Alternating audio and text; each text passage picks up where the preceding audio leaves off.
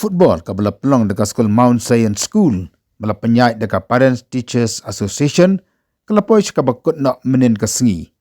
Haka bakladon ke jelekai final, hapring ki artli ki team kata ka Sekirang Football Club persya ya ka Kharsana Football Club, bat ka Sekirang kelai ora ya ka nam ladu dekat bajap Siko Lanot.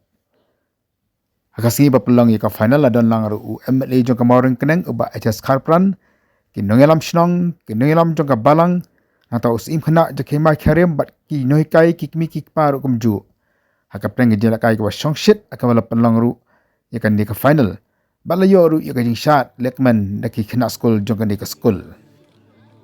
Ya kini ki longdian mat ki bom di song ki bawan na di di ba kedu sitam. Kumyo kala banek Skul so. Kumta ka chipring Skul tu secondary school rap sibun. Itu kena bawan na longdian di ba ke pamjja. Ya kublai ki ba tunjo ba kublai ru an silu ke kena kan jong Skul ba komiti komiti. Makanya sekarang bahkan kesitam nanti bahkan kecil di Skul buat kuas kuat. Mungkin juga aku mengkado persal pankenel di kedua abangnya nos nyanglen kesitam di Skul.